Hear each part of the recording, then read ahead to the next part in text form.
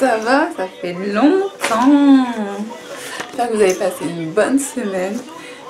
Moi j'ai eu les 3 dernières semaines où j'ai vécu à l'envers du monde entier. Je dormais 4 heures maximum par jour. J'allais me coucher à 18 h, je me réveillais à 22 h, je bossais jusqu'à 8 h du matin, je faisais mes... chamboulé, complètement chamboulé, truc de fou. Alors aujourd'hui j'ai décidé de faire une vidéo sur les 10 meilleures leçons que j'ai apprises dans ma vie. Les choses qui m'ont changé, ma perception du monde, des gens qui m'entourent, ma façon de réagir aux autres, la relation que j'ai avec eux, et tout ça, et tout ça, et tout ça. Donc, et je vous ai dit les 10 leçons, je crois que j'ai mis plus de 10 points, je crois que j'en ai 12, un truc comme ça. Ouais c'est ça, j'en ai peut-être même 13 ou 14. Et il y a des choses, vous allez peut-être vous reconnaître dedans. Personnellement, moi je vise personne, je parle de mon expérience personnelle. Et j'espère que ça peut vous servir et peut-être encore mieux vous servir que moi ça m'a servi. Donc voilà, alors...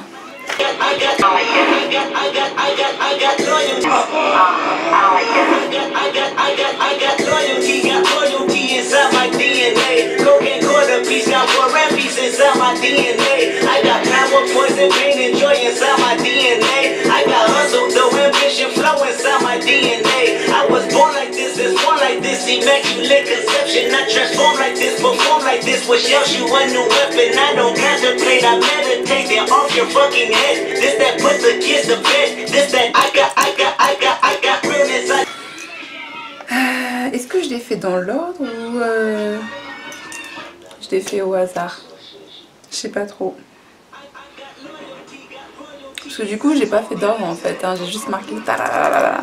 Donc en fait on va faire comme ça. Je vais les faire dans l'ordre où je les ai écrites. Donc déjà, vivre dans le monde des bisounours. On vit pas dans un monde de bisounours. On vit dans un monde où il se passe plein de choses. C'est important pour moi d'avoir des personnes en face de moi qui soient dans la réalité. C'est-à-dire dans la réalité où il y a des choses qui sont extrêmement magnifiques et vivre c'est beau. Et dans la réalité aussi qu'on peut rendre ce monde meilleur un peu chaque jour avec ce qu'on peut faire. Et c'est ça, ne pas vivre dans le monde du bisounours. Vivre dans le monde du bisounours, c'est être tellement égocentrique que penser que le monde tourne autour de soi et qu'il n'y a que notre petit monde, notre petite histoire qui est tellement importante. Et ce qui se passe pour les autres n'a aucune importance. Et en fait, c'est ça, vivre dans le monde des bisounours. C'est penser que ma vie, c'est la vie de tout le monde, tout le temps, et patati patata. Donc j'ai beaucoup de mal avec les gens qui sont dans le « Ah oui mais je peux pas sauver le monde entier ». Non, tu peux pas. Mais tu sais pas que tes actes ont un impact. Donc voilà. Donc j'aime bien avoir des gens qui sont conscients du monde qui les entoure et qui ne vivent pas dans le monde des bisounours où tout est beau, tout est joli parce que j'ai décidé que oui. Donc voilà. Après, ça enchaîne sur le point suivant. Être responsable de tout ce que je dis et ce que je fais. Depuis quelques mois, je me suis donné une directive qui en fait est tout ce que j'écris, tout ce que je fais, tout ce que je partage, est-ce que je peux le montrer à un enfant de 10 ans ou de moins de 10 ans? À un enfant, ma nièce, mon futur enfant, est-ce que je peux le faire avec fierté en me disant qu'il y a un message positif pour cet enfant et que quelque part je peux le toucher? Si... Et même quand je consulte du contenu, même quand je lis des articles, quand je regarde des vidéos, j'ai exactement maintenant cette directive-là dans ma façon de sélectionner et de choisir ce qui a de la valeur ou pas. Et en fait, si je me retrouve avec du contenu où il y a de la vulgarité, de la misogynie, de la violence gratuite, des bad énergies, vous voyez les gens qui défendent des choses mais il y a une énergie juste derrière, ou ce genre de choses là, en général je zappe, cache. Je passe à autre chose très vite en fait. J'ai très peu de patience pour ce genre de contenu là en fait, puisqu'il y a la valeur, c'est beaucoup dans la forme et très peu dans le fond. Et moi ce que je recherche c'est du fond, parce que la forme elle appartient à tout le monde et chacun peut interpréter à sa façon après. Mais ce qui est toujours important c'est la valeur qu'une personne peut apporter et le message qu'il y a derrière. Donc voilà. Le troisième point que j'ai écrit, c'est la négativité. Donc en fait, les choses se suivent. Je suis en train de me rendre compte qu'il y avait une vraie logique dans ce que j'ai écrit, donc la négativité. Donc en fait, j'ai beaucoup de moins que les gens qui se plaignent, beaucoup, beaucoup, beaucoup, mais il n'y a pas l'action qui suit derrière.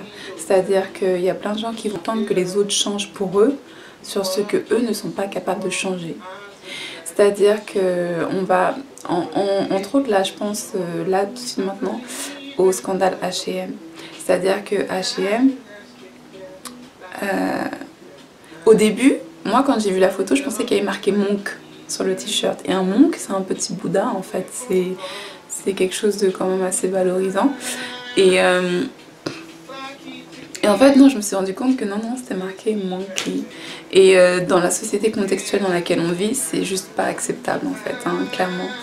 Et je sais qu'il y a plein de Renois qui sont très très forts et en général ce sont les gens les plus bruyants qu'on entend le plus, mais est-ce que c'est eux qui ont raison?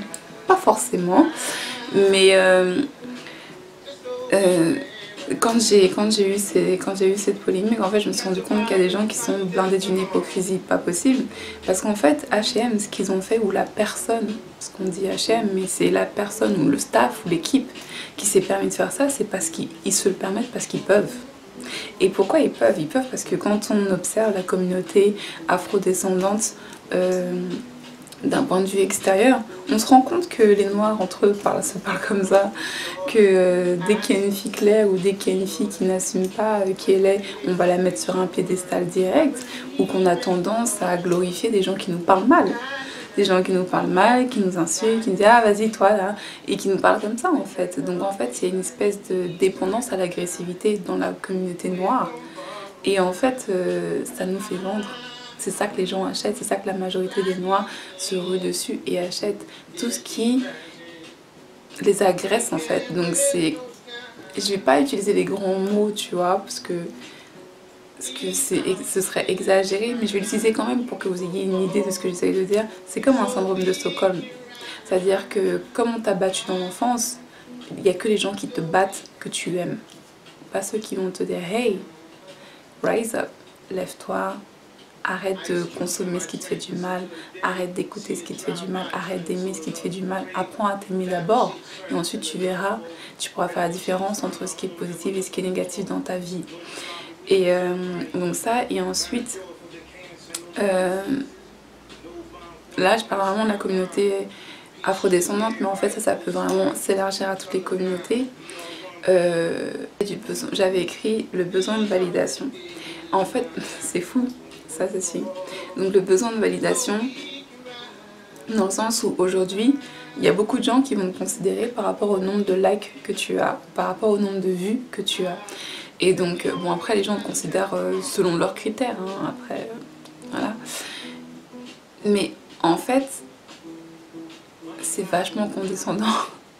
Moi, par exemple, s'il y a quelqu'un qui vient me voir qui me fait « Ah, t'as trop de likes, j'aime trop, respect », en fait, moi je vais pas te juger par rapport à ça, je vais vraiment juger ta valeur par rapport à ton message, par rapport à ton attitude, par rapport à ta façon de te comporter en société ou avec d'autres personnes, et par rapport à ce que tu défends, par rapport à ce que tu dis, comment tu te présentes, ces genres de choses-là en fait, par rapport à ta façon d'être.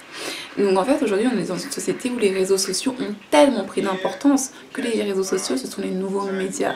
Aujourd'hui tu peux faire croire tout et n'importe qui sur les réseaux sociaux. Pourquoi? Parce que les gens ils vont voir 15 fois la même information par jour, de 15 profils différents, et vont dire « Ah ouais non mais c'est vrai, il y a une vraie tendance ».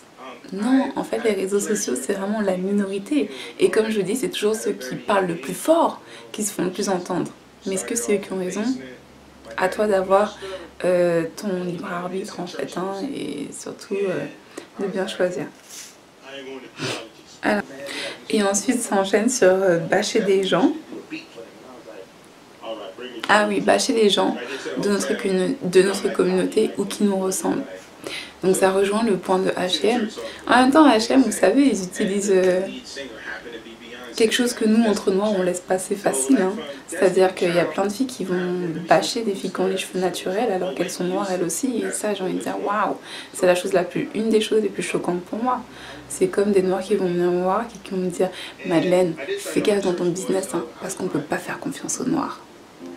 Et la personne qui va me dire ça, elle est noire. Et moi-même, je suis noire. Je vais lui dire, donc en fait, je suis censée me baser sur le fait qu'une personne noire ne peut pas être de confiance, c'est ça?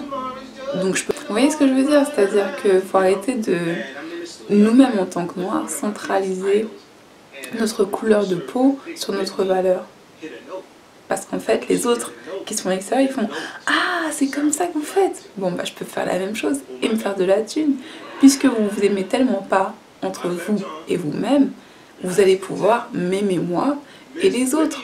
Donc je vais tout faire pour vous rabaisser quand je sens que vous avez une petite vague de fierté qui arrive sur les réseaux sociaux. Et c'est ça qui se passe. L'authenticité. L'authenticité, être focus. Se focaliser, avoir un but précis et ne pas se disperser pour tout et n'importe quoi. C'est-à-dire qu'on a tous des avis sur tout, puisque de toute façon on est des êtres humains et qu'on est émotionnels. Mais avoir une ligne directive, ça prouve bien qui vous êtes en fait. Et ça je parle dans la vie de tous les jours, hein. Le focus, être focus. Avoir une ligne directive et se maintenir. Alors là, je reviens à un point que j'ai déjà évoqué, c'est l'égocentrisme. Éviter l'égocentrisme. On a tous nos expériences. On a tous nos expériences au niveau du boulot, au niveau de la vie, des relations amoureuses. On ne peut pas utiliser notre expérience. En fait, on a tous nos expériences, mais nos expériences doivent pouvoir servir aux autres et pas juste faire du bruit. C'est-à-dire qu'il y a des gens qui vont utiliser certains mouvements en disant oui, oui, oui, en fait c'est pour que ça change. Et en fait c'est juste pour faire du bruit, pour qu'on parle d'eux. Voilà. C'est-à-dire que derrière cette expérience, ce partage d'expérience, il n'y a rien. C'est comme de la forme, quoi. Il n'y a pas de fond. Et en fait, éviter l'égocentrisme. Pourquoi? Parce qu'en fait, ça joue sur les stéréotypes où en fait, voilà, c'est toujours ceux qui parlent le plus fort qui nous représentent. Mais ceux qui parlent le plus fort et qui tapent du poing, en général, ce sont rarement ceux qui bâtissent les choses derrière. Alors justement, les gossips, les commérages, les ragots, les langues qui traînent. Les gens ne se rendent vraiment pas compte de l'image qu'ils donnent d'eux-mêmes quand ils gossipent sur les gens. Je crois qu'ils se rendent vraiment pas compte. Après, c'est vrai qu'il y a des gens, quand ils sont habitués au gossip, et ben ça leur rappelle quelque chose qu'ils connaissent. Et comme ça leur rappelle quelque chose qu'ils connaissent, ben ils vont avoir tendance à penser que non mais gossiper c'est normal. Non, gossiper c'est pas normal. Hein. Gossiper c'est... gossiper sans la valeur que ça peut apporter, c'est juste rabaisser quelqu'un sur le fait que cette personne soit un être humain. Après, on peut parler des gens, moi j'ai très peu de patience en fait pour les gossips. Hein. C'est-à-dire que je suis la mauvaise personne, il ne faut pas venir gossiper auprès de moi en fait. Parce que c'est soit je vais te rembarrer, je l'ai déjà fait plein de fois, et ou soit je te calcule plus en fait. Hein. Simple. Ouais, j'ai bloqué des gens qui gossipent, parce que c'est des gens qui font rien en plus. Les gens qui gossipent, c'est des gens qui... Je sais pas, moi j'ai pas le temps de gossiper sur ce que fait un tel. Des fois je peux ne pas être d'accord sur ce que fait un tel, mais hey, la personne a fait sa vie, non? Voilà. Alors, les gens qui s'attachent au passé. Il y a des gens qui sont comme ça, hein. Et en fait, ils s'attachent tellement au passé qu'ils n'arrivent pas à changer leur demain parce qu'ils sont trop occupés avec ce qui se passait hier. Et en fait, les gens qui s'attachent au passé, ça va être des gens que, par exemple, tu as connus pendant plusieurs années. Et parce qu'ils t'ont connu comme ça, il y a longtemps, mais longtemps, et ben ils sont persuadés que tu vas être la même personne. Et tu as envie de leur dire, non mec, je suis la même personne dans le sens où Si j'étais down to earth, si j'étais une fille cool, ouverte, gentille, je vais rester une fille cool, ouverte et gentille. Mais les conneries que j'ai faites il y a 15 ans, je vais pas les refaire aujourd'hui. J'ai même arrêté de les faire juste après que je les ai faites. Tu vois ce que je veux dire? Il y a des gens comme ça et puis il y a d'autres personnes, impossible de changer leurs mauvaises habitudes. C'est-à-dire que ce qu'ils faisaient hier, ils pensaient que ça va leur servir pour changer demain. Donc ils vont refaire la même chose aujourd'hui, ils vont refaire la même chose demain. Alors qu'en fait, si tu veux changer demain, il faut que tu arrêtes de faire ce que tu faisais hier et que tu arrêtes de le faire maintenant. Vous voyez ce que je veux dire? Alors, arrêtez d'attendre des autres ce qu'on ne peut pas faire pour soi. En général, les gens ne changent pas si nous, on ne change pas. C'est-à-dire que si on attend que des marques comme H&M changent, elles vont pas changer si nous, on ne change pas. Pour moi, ça me paraît mais d'une logique mais qui tue, tellement c'est bête et simple en fait. C'est comme la chanson de Michael Jackson, I'm starting with the man in the mirror. Si j'ai envie de changer, si j'ai envie que les choses changent autour de moi, il faut que je change. Je peux pas attendre que les gens changent et puis ne pas changer quoi. Désolée mais j'ai super soif. J'ai super soif. Hein.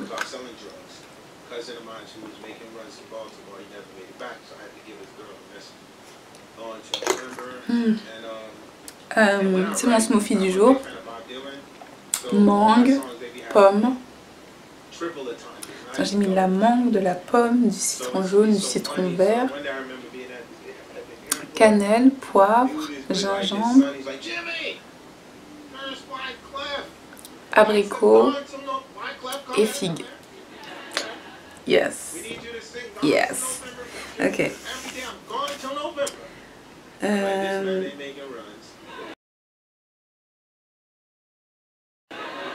Ne pas participer à ce qui me porte défaut. Savoir être sélectif. Ne pas participer à ce qui nous porte défaut, c'est-à-dire ne pas participer aux gens qui maintiennent les stéréotypes. Et en fait, on a tendance à toujours aller vers les gens qui maintiennent les stéréotypes parce qu'on pense que c'est ça qu'on mérite. Donc en fait, c'est le cercle vicieux, c'est-à-dire que tant que tu ne cherches pas à casser le cercle vicieux, casser tes habitudes, casser ta vision du monde, bien sûr que les choses ne vont pas changer. Hein. Bien sûr qu'on nous prendra toujours pour des cons, bien sûr que l'Afrique sera toujours prise pour un shithole country, et ce genre de choses-là, parce qu'on ne casse pas les stéréotypes, parce qu'on continue à les... Vous voyez ce que je veux dire? On continue à les financer, ces stéréotypes. On continue à y participer. On continue à les faire vivre d'une façon... Alors, comment j'écris ça? Me limiter à la médiocrité. Dans le sens où...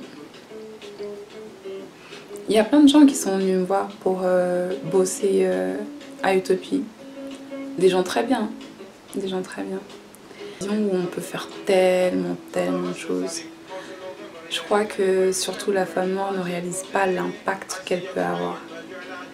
Ou quand elle le sait, elle l'utilise, mais pour maintenir ces stéréotypes en fait, qui sont en place. Pourquoi? Parce qu'elle pense qu'elle n'a pas la force de lutter contre ces stéréotypes.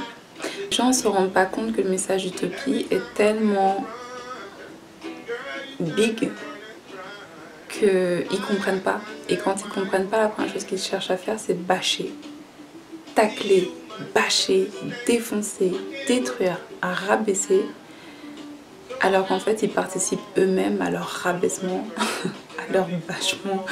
Il y a ce genre de choses là, dans le sens où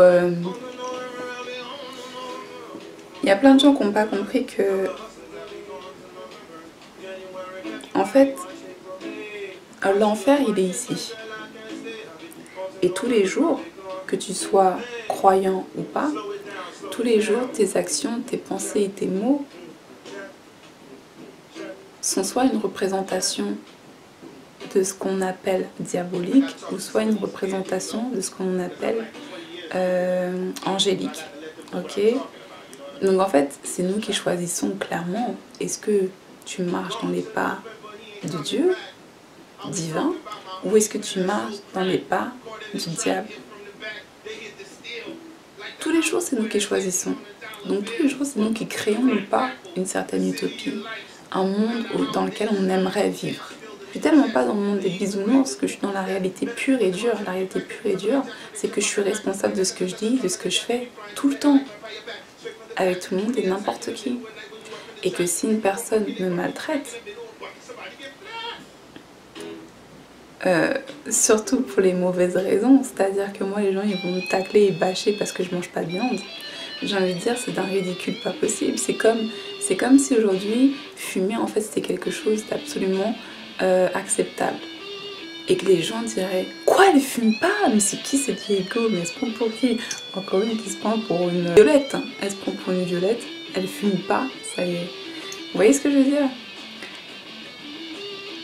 Donc il y a des gens qui vont me bâcher parce que je mange pas de viande, ou il y a des gens qui vont me bâcher parce que je suis déiste. Quoi? La meuf, elle a pas de religion. C'est quoi sa déiste encore? Genre, elle croit que en Dieu. Mais attends, mais Dieu c'est la base. La façon dont tu pries Dieu n'appartient qu'à toi. Mais Dieu c'est la base de tous. Moi dans ma tête, il n'y a qu'un Dieu. Après, un jour je ferai une vidéo sur mon parcours. Hein, parce que les gens pensent que j'étais athée. Non, non. Je suis née dans une famille où ma mère est catholique. J'ai fait les scouts. Je suis partie dans les temples évangélistes pendant 5 ans. Hey, je me suis intéressée au Rastafari. Je me suis intéressée à la religion musulmane. Hey, je suis pas arrivée en étant déiste comme ça parce que je savais pas quoi choisir. C'est justement parce que j'ai fait le choix que je suis arrivée déiste. Donc voilà. Donc voilà, c'était ça le dernier point, spiritualité à 1100%. Voilà, voilà. Je vous fais de gros bisous et j'espère que tous ces points, ou peut-être que même un ou deux, auraient pu vous servir et que vous allez pouvoir les utiliser pour trouver n'importe quoi. Je vous fais des gros bisous. À bientôt.